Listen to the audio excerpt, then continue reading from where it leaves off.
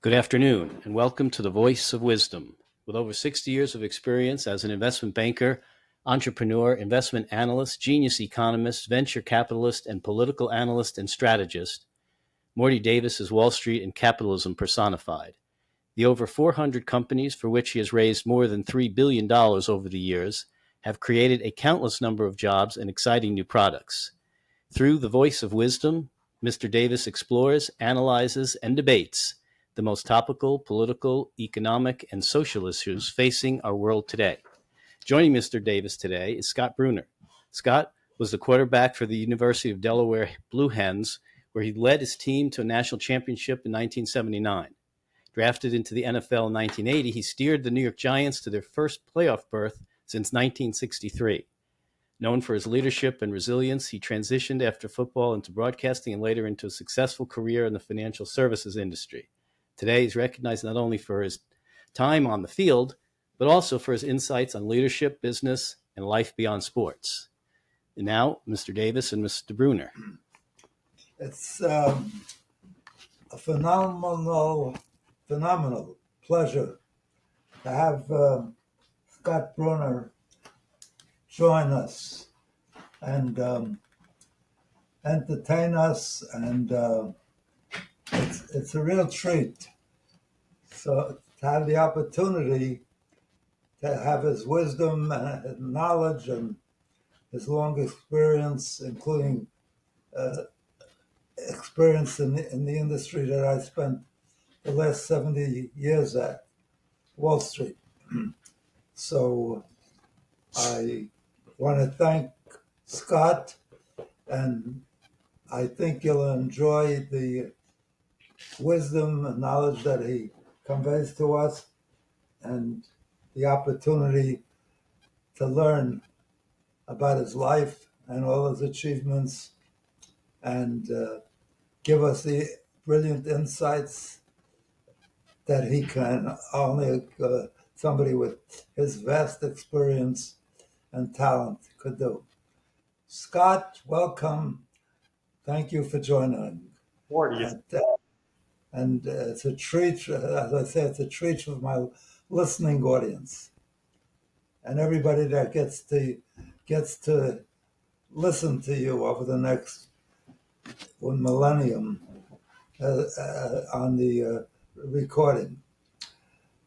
So tell me your life story in a nutshell, please, from football to broadcasting to Wall Street. well, yeah, as you said earlier, I went to the University of Delaware, and I'm the son of a football coach, so I kind of grew up in the football business. So I have a unique perspective from that point of view. And then got drafted by the Giants in 1980. Went on to have new quarterback, a guy named Phil Simms, who most of your viewers might recognize his name, and got to play with great players like Ron Taylor, number of Hall of Famers, had some good coaches, great coaches, and Bill Parcells, Bill Belichick, Andy, college coach is a Hall of Famer, so really learned from the best.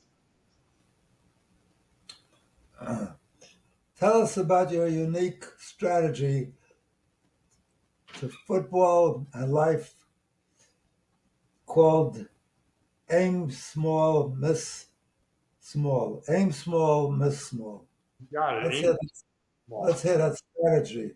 Yeah, it's something I use when I'm training my quarterbacks. I tell them, they have to aim for small spots when they're throwing the ball, and you can use that in life as well. When you're trying to tackle a problem or achieve a goal, pick one of the small spots that you can get to and make that your target, and all of a sudden those big things come into focus a little bit easier. What advice do you give people today on how to be successful and happy? Well, most of my guys that I talk to, mostly college and young professionals, the one thing I tell them is be yourself, because when you're around the best and the smartest and the most talented people, they can see right through you when you're trying to be somebody you're not. So embrace who you are, be yourself, and go after life uh, that way. In the end, you're going to be successful more often. Scott, how do you personally define success and happiness today as compared to when you were only 25? Well, it's not much different. You know, it's kind of like I like cooking now. And why do I like cooking? Because I go in, it's very much like when I was playing football. You know, you have a plan or a recipe that you have to rely on, and you look at the recipe, and then in order to you have to then execute that plan because if you just look at the book and you don't do anything about it, nothing gets on the plate. So you have to go through and execute it, and then you really have to be strongly motivated to put out the best dish you can and to put out the best product you can because things don't always go right. And most people, if things don't go right, they'll just throw it in the garbage and they'll walk away. But you know, the talented people will look for a way to adapt to a situation that might not be quite perfect, and they're motivated to make it work and make it better. And at the end of the day, they produce something that you put on the table and everybody enjoys. What lessons from your amazing, successful football career have carried over into your life and career today? Well, there's so many, but you know, it's just don't give up. You know, part of what my experience was when I went to college. I happened to I was the fifth string quarterback. So there were four other guys Really? I got to Delaware. Only, only fifth string. How did you make it to the National Football League as a pro? A lot of people say that, and you know, just through perseverance, I kind of battled my way up the depth chart, and by the time I was a junior, I was the backup quarterback, and the fellow in front of me happened to also play in the NFL a year later. So he went off to the NFL, and then that left a spot open for me to step in my last year in college and have a pretty successful season my last year in college. You Uh, mentioned the champion. I got drafted. you know, our mutual friend, Harry Barry Farber, The Bushman. Barry Farber Yeah, you got to call him Bushman. He's a is bushman. a huge, yeah, I was going to ask you that, is a huge fan and said you call him the bushwhacker. He's the Why bush. is that? He is the bushwhacker because the first time we ever met was at a charity golf outing, and I had never met this guy before. We were in the same golf cart together, so we got to spend about 4 or 5 hours together driving around in the golf cart. And Barry was not really a seasoned kart driver. In fact, he probably could have his license rescinded. But more often than not, he would be driving down the cart path. There would be a tree or a bush on my side of the cart. He would drive into it, and the branch of the tree would smack me on the side of the head. So I just started calling him the bushwhacker the way he drove the golf cart. Famously, you worked in finance and on Wall Street for a while. What did you do and what was it like? Well, What are what were your investment strategies? Maybe you can make all our listeners rich. What's your take on the market now? And also I'd like to ask you, should the president pressure the Fed to lower interest rates? well, that's That's a a lot. that's a that's a big question. It's a number of questions. Here if you want to go through all that stuff. So I'll say it again. You worked in finance on Wall Street and on Wall Street for a while. And what did you do? And what was that like? What Well, were your investment what were your investment strategy? What's strategy? What's your take on the market now? Should the president pressure the Fed to lower rates? Well, I worked as a trader for a couple of years, trading international equities, mostly Scandinavian type equities, and did a lot of currency arbitrage and working those type of trades. A lot of stock traded both in the U.S. and in European markets. And then after that, I became an institutional salesperson. So I got to deal with some of the smartest hedge fund managers and mutual fund managers and investment strategists on Wall Street on a daily basis. It was a lot of fun for me to listen to their perspectives and try to figure out how best work my way through Wall Street. And I kind of had I call it the three M's of investing. The first one is models. You have to have a model, a business model, and you have to examine the business model. And you have to see if it's sustainable and repeatable. And if you have something that is sustainable and repeatable, you can move on to the next one, which means you have a market. Now, what's the market? Is the market something that can grow? Is it something that's stagnant? And understand that market and see how the model fits into that market. And finally, maybe the most important thing is management. After you feel pretty good about those first two, then you have to feel comfortable about the management, the people that are actually running. Because at the end of the day, it's people that are making these decisions and people that are the ones who are going to make this thing either work or not work based upon their decisions every day. So that's my simple analysis of understanding the markets and trying to pick investment winners as opposed to investment losers. That's a wise and probably very successful strategy. Well, it's So, not Harvard so MBA type stuff. I went to the Harvard of Delaware, the University of Delaware is known as the Harvard of Delaware. Just to let you know. I follow your formula. I bet on the jockey, I call it. Okay. The guy, the management. I Yeah. fund the companies if I'm impressed with the energy of the owners, of the founders, because I fund mostly startups and young companies or smaller companies.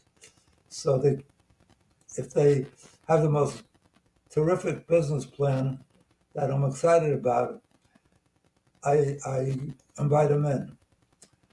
And if I find in the meeting that they probably paid somebody $50,000 to prepare that or more to prepare that fabulous business plan that they submitted, and I meet them personally and don't have the sense that they're driven, neurotically driven, in fact, to be successful and to have the wherewithal, knowledge, and personalities to be successful, I don't fund them. So the description you just um, um, defined or presented is exactly what I try to do. I'm glad to And hear. what about the end of that question? What's your uh, what's your your take on the market today? And should the president pressure the Fed to lower interest rates? Well, I think most of us try to, especially if we've been investing for quite a while, try to separate politics from fundamentals and investments. And when you hear the president talk, he's talking from a political. So what's your take on the market now? Is it too high, too low, just right? And should the president pressure the Fed to lower interest rates? I think the markets are fine. They might be a little tad high, but I'm not worried about them coming down. think employment is, is starting to soften a little bit, and inflation is pretty much under control. So I think that gives the Fed some of the ammunition that they need to lower rates, and they just didn't do it fast enough for the president's liking. I think they're going to get around. So you say you feel that the markets are okay, I guess, and that the president's pushing for lower rates is reasonable or recommended or appropriate. Appropriate for the president to do because he's trying to goose the economy a little bit faster than maybe the Fed. Don't get caught up in all the talking. And now my final question to you, after which we can discuss current events and what's going on. What's your take on today's crazy world? Should we support Ukraine against Russia? How can we end that war? So should there be ceasefire in Gaza, in Israel? Will tariffs help the U.S. economy? This is more than one question. It's a series of final questions. Is the best way to stop a bad guy with a gun a good guy with a gun? As the National Rifle Association always says, when we find out that the person who perpetrated a mass shooting urges or argues, should all undocumented U.S. residents be deported? That's a hell of a question, or a hell of a lot of questions. So I'm going on a trip in a couple of days, and you got me packing before I'm ready. well, what's your feeling? Should we support Ukraine against Russia? How can we how can we end that war? Yeah, well, we can't. They have to. That's something that we can go in there and we can make suggestions, but at the end of the day, I mean, unless you're willing to pull all funding for that war. Incidentally, I'll give you my feeling that I articulated before Russia attacked Ukraine. Putin said, if the United States or NATO would not allow Ukraine to become a member of NATO, that he would not indulge in this war, that he would not initiate this war. My feeling was he should have said, you got a deal. But people say, well, you can't trust Putin. I don't know if you remember, Neville Chamberlain gave Hitler what was it called, the Sudanala, to hopefully prevent him from going to war. And nevertheless, he immediately afterwards, he attacked the Sudanala. Anyway, that adjacent nation. So people say, well, it wouldn't work. But if he said, we will, Mr. Putin, we will agree to that, but we will tell you up front that if you break that promise and do go to war, you will have the United States and all of NATO to fight against you. And I think that would have avoided the whole problem. We didn't handle it at all diplomatically or wisely, in my view. We could have avoided that. I know people are reluctant to accept his terms, not to, you can't let Ukraine join NATO. But we didn't need NATO. They have 25 or so countries. Ukraine wouldn't add anything to the strength of NATO. So we could have agreed to that, but it said, we'll agree and we'll tell tell Ukraine that we're only agreeing, providing, and telling Putin, providing that if you do attack Ukraine, you will have to fight the United States and all of NATO.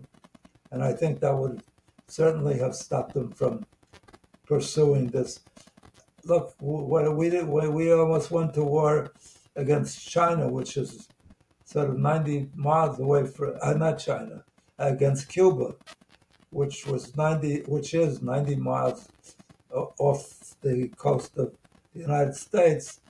When Russian troops came to Cuba, and I guess another major mistake we made stupidly is when the Soviet Union broke up, we should have treated them as a friend and invited them to be part of NATO.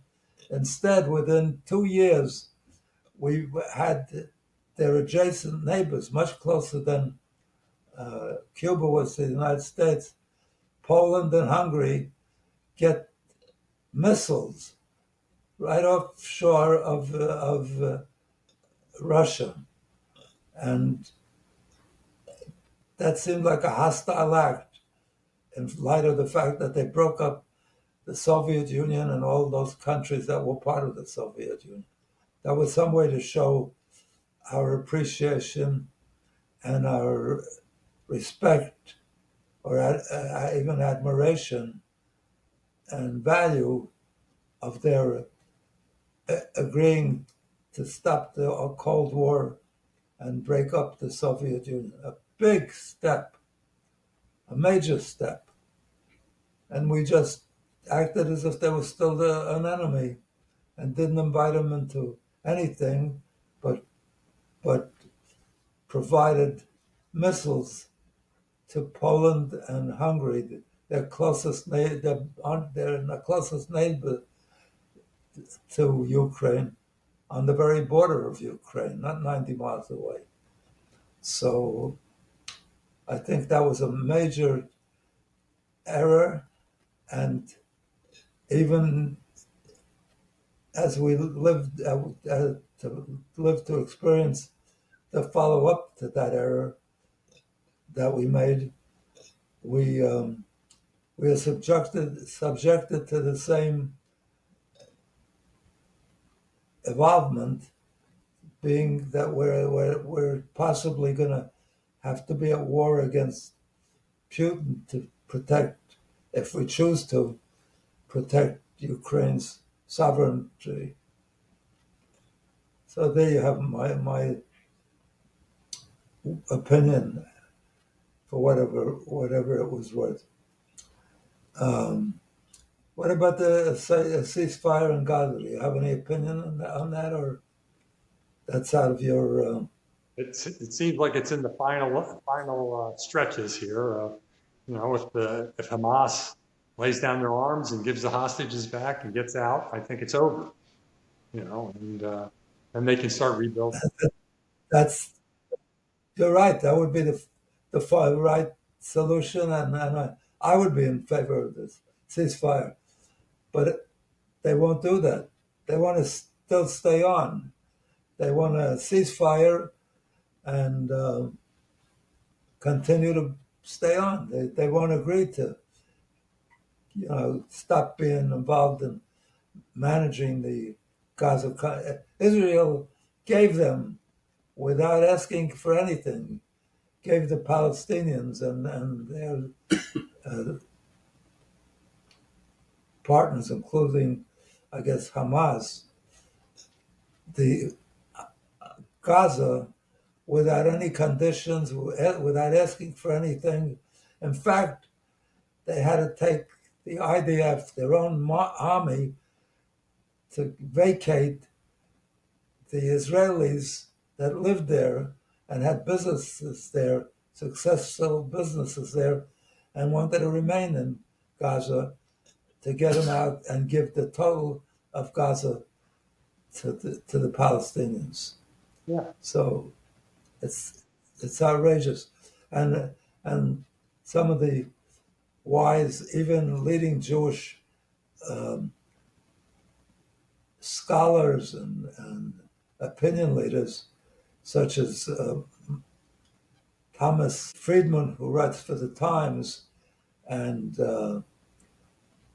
Biden's Jewish Secretary of State, and the Jewish uh, former the emeritus of the Foreign Policy Group organization that's high, the most recognized and admired an analyst of political war and political dialogue and diplomacy between world countries. His name is maybe Stephen Haas. Said, just give when when the October 7th attack on that Hamas made on Gaza, on Israel, not on Gaza, on Israel, and killed women and children and infants, and raped the Israeli women, all civilians. They said, just give the Palestinians a second state. And Israel has, again, the UN gave them an opportunity. At the same time, Israel was given a state, and they denied it. And in subsequent years, in the subsequent 75 years since Israel was established, Israel has provided them many opportunities to have their own state. And even to the point where under Bill Clinton, who said that the prime minister at that time, Barack, had offered, who was the head of Arafat, who got a Nobel Prize for bringing peace, offered the Palestinians 95% of what they asked for, and Arafat got up and left and started a vicious intifada. Clinton said that was one of the most disappointing experiences and events that happened during his tenure. So they've had many opportunities, and they've never once given the slightest indication or gesture that they are prepared to have a state of their own with total peace with Israel. But in fact, they very much have the same attitude and position that Hamas has, not to eliminate the state of Israel, but their charter says our goal is to eliminate the state of Israel and all the Jews, as Iran has said, if they ever get the atomic bomb. So Israel has given, over the 75 years, many opportunities. They gave Egypt the Sinai Peninsula, which was a major part of what was given to Israel in the 48 of the country that was given to Israel. They made the great, not gesture, but move, because there was a conflict between Lebanon and Israel on some borderland at their juncture, at their border, and Israel gave up the land that was in dispute. They've given various opportunities. I can't recall all of them, to the Palestinians to have their own state. That's not their goal. These naive Jewish opinion leaders, scholars, who said just give them a state, not realizing that they haven't ever made the slightest gesture that they would do anything in return. Any just as Hamas now won't agree to ceasefire by leaving Gaza and possibly avoiding the recurrence of what occurs currently every few years, an attack on Israel by the Hamas group and the ISIS and so forth. So if they have that view, how can you make an agreement to give somebody an availability of their own land and a militarized army right at their as their neighbor, right at their border, when their clear objective is not to get their own land, but to get Israel destroyed. And I don't know if you realize, people don't realize, most of these adjacent countries, Arab countries, Muslim countries, don't even have on their maps a state of Israel. They just won't recognize it, wish to destroy not Israel, but the Jewish people. So, I'd like to see a ceasefire because every day people are being killed on both sides unnecessarily, heartlessly, young people, and in some respects, some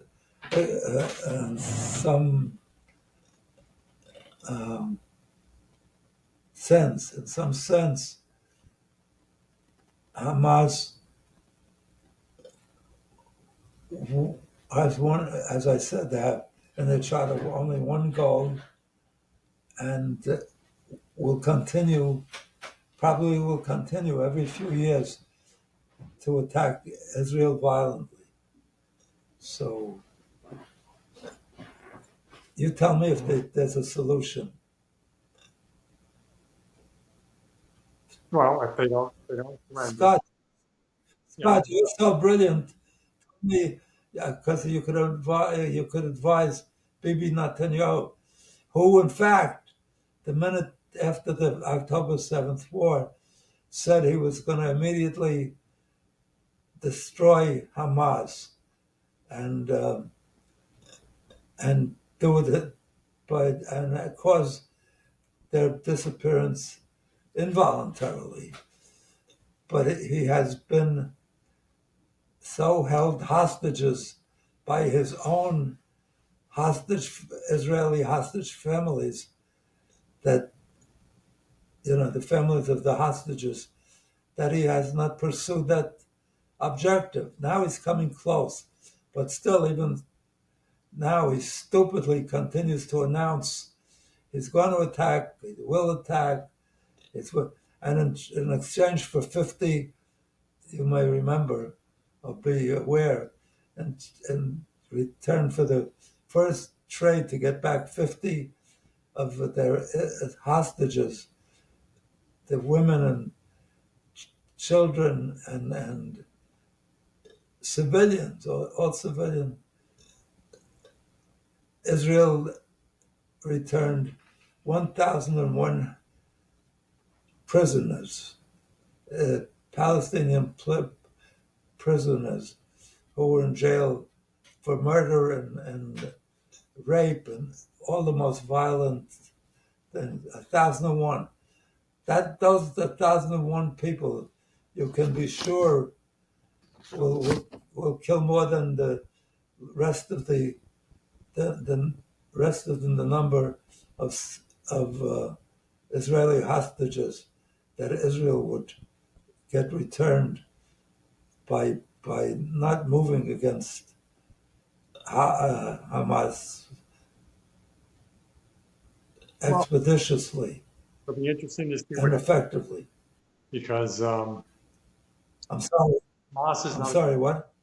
It'll be interesting to see what unfolds there, because Hamas is not honorable nor are reliable and trustworthy, and so your only options are you can't negotiate with people like that. You have to just go take them out.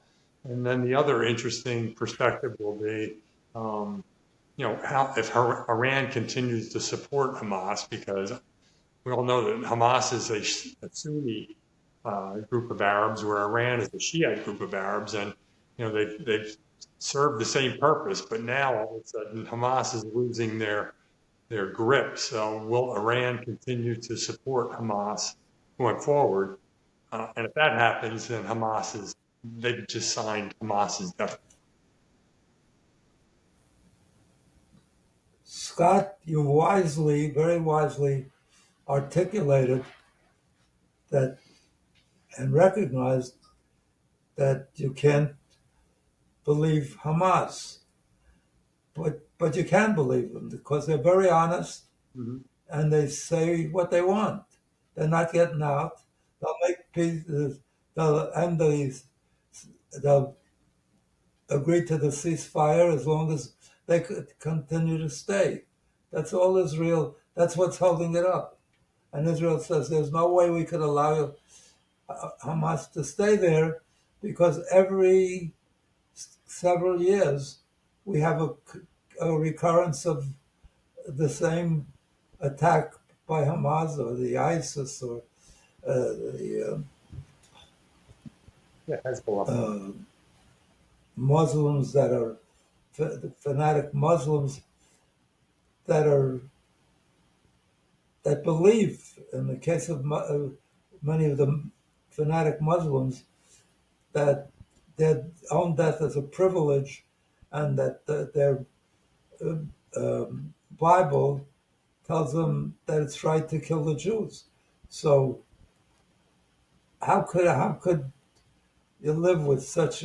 How could Israel tolerate such an event? Years ago, Israel, I don't know if you're familiar with it, returned over 1,000 Prisoners.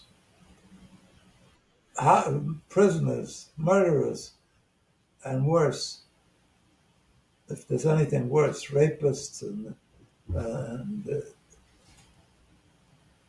the destruction of devastation of infants and children, just for one Israeli soldier dead body, corpse, only for his corpse. Because they value life and they respect even the the bodies of their fellow religionists. So, okay, let's move on to this week's issues. Will tariffs help the U.S. economy? What's your opinion? Will they help you? I think they'll help in negotiating different trade deals, which they have led to in the past. The question I always ask is No, people talk about how tariffs are bad for the U.S. economy, and my question is, why don't people talk about how bad the tariffs that other economies place on the U.S.? Why aren't they bad for the other economies? Everybody kind of loses the other side of the argument when they talk about the U.S. It's only a one-sided discussion usually. even after the negotiated successful tariffs that Trump has been able to arrive at, all these other countries, including our very neighbors, where we had the best relationships in the world with it and had no tariffs against our country, were hit with tariffs. So tariffs are not paid for by the other countries. The American consumer and the American manufacturer that imports any product from any other country is the one that pays the tariffs. It's like a tax on our own people. So it's not in retribution that Trump established these tariffs. He established it, he says, because it brings income, and also they've been unfair to us. He doesn't say exactly how, because China was selling us their products at such a low price that we could never duplicate it, and will be costly to very costly to American consumers by having our most attractive consumer low price, bargain price products offered as a result of what China provides at a fraction of at what we could ever hope to provide. And it's one of the great advantages that we could take our own employees and use them to build roads and do something real good instead of the toys that China gave an enormous number of products that are sold at Walmart, Target, Dollar Store. They couldn't provide, or they in some cases couldn't even exist if all trade from China, all imports from China stopped. So it could be very destructive, and certainly is a tax on the American consumer. Yeah. Even though it's charged to China, but the cost is to the American consumer who pays that higher price or pays the result of that tariff. That results from that higher tariff. Well, most of the manufacturing has left China and has gone to Vietnam and to India and a lot of other, Asian countries, just because China has become less competitive in the marketplace as far as what they're asking companies who go over there and do business. They're extorting some of the American companies that want to do business in China to share their technology and share their trade secrets with the Chinese as a quid pro quo to manufacture those products, bring them to the United States and have access to the Chinese market. So I think, That may be true, Scott, but the American companies have the option of not accepting the terms that China puts to anybody that wants to do when the business. Chinese companies have And an option not to accept the terms as well, well, right? So, by imposing the tariff, they have it. these have an option not They have, to. So yes, they have. they In won't. fact, they have accepted that, and they've stopped providing products Right. to the United States. Their products to the United States. They found other buyers throughout the world. We don't get our consumers don't get the benefit of their production, and our employees would have to revert to producing those products, which they could not do at anywhere, even at a reasonable fraction of what the Chinese providing those products to our consumers is one of the great blessings that we have. Right. Well, and what China is starting to find out is that and I travel a lot all around the world, and I've found out, people are wonderful all over the world, but the standard of living everywhere else in the world is far below the standard of living in the United States. The markets in the United States are far more robust and far more profitable and lucrative than any other markets in the world. And even though you're saying that they're not going to sell to the U.S. anymore, after they experience what they have to go through in the rest of the world, I they're going don't say it. I to don't say it. I don't say it. They stopped selling yeah. their products to the U.S. They found other buyers throughout the world because their prices are so attractive. But you can say that, but they're going to come back in a heartbeat because you don't treat your best customer that way.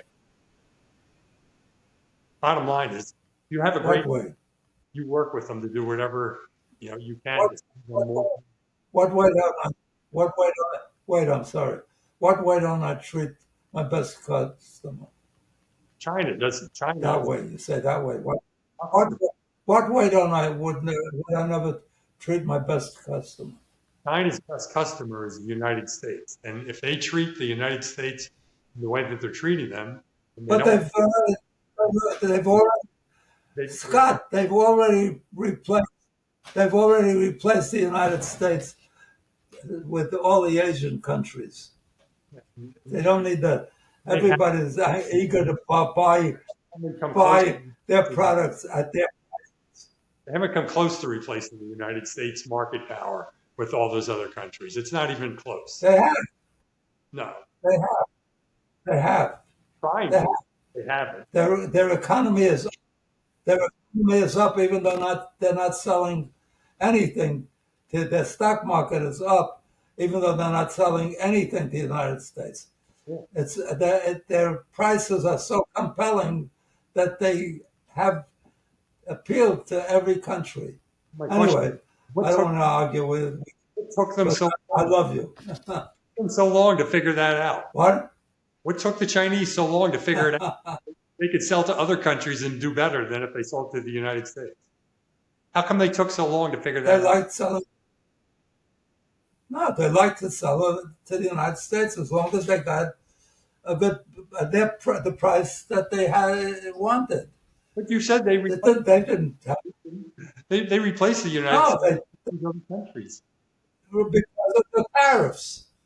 It didn't take them long after the tariffs were set up.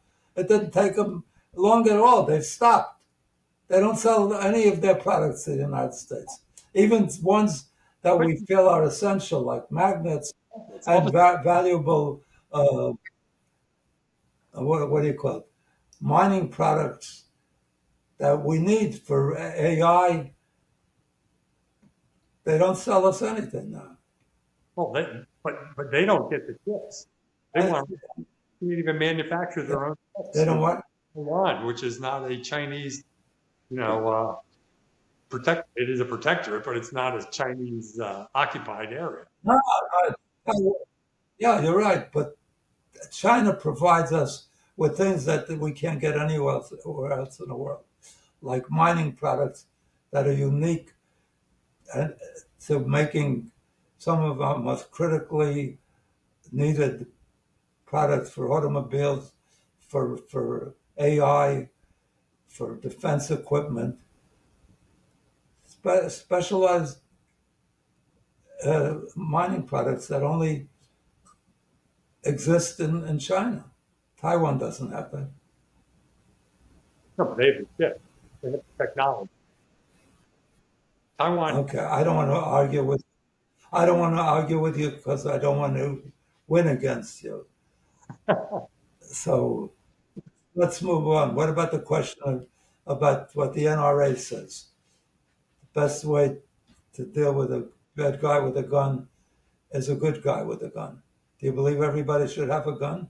put a cop on the beat and let him enforce the law, and everything will be fine.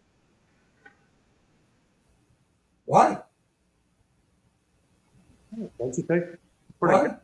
The good guy's the cop. Put the cop on the beat, and let him enforce the law. No, not they're saying, look, there was a major shooting in Colorado in a theater, killed about 30, 40 people. A guy got up and shot the people. So they said, if everybody there had a gun, he would have got shot early on.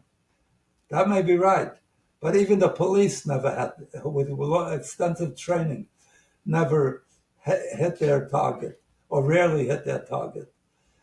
So if everybody had a gun, first of all, they wouldn't know where the shooting was coming from. They'd be shooting all over the place. It would be like old time Texas. There would be massive deaths of all the people in the theater.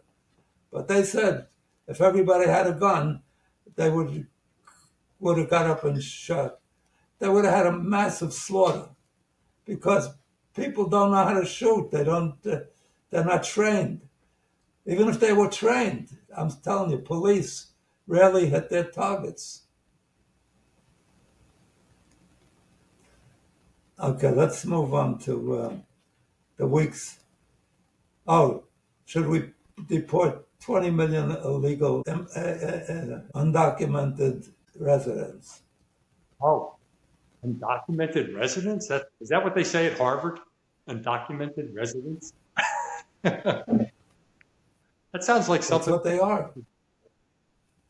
No, that's the instructions of our ICE, ICE group, of our border group, our police or fire or whatever they have at the border to avoid them coming.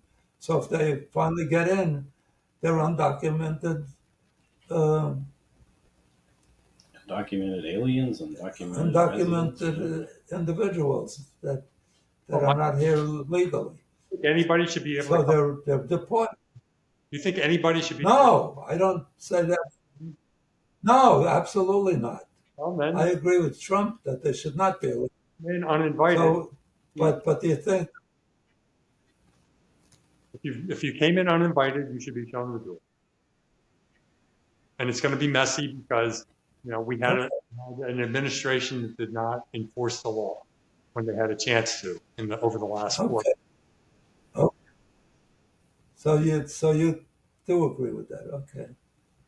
I tend to disagree also that anybody that's here illegally should be deported if they got in illegally.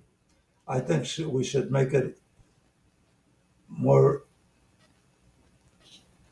maybe not the word easily, it's too vast, more possible to enter the United States legally, because we need immigrants. This country was built on immigrants, and if we don't have immigrants, many of the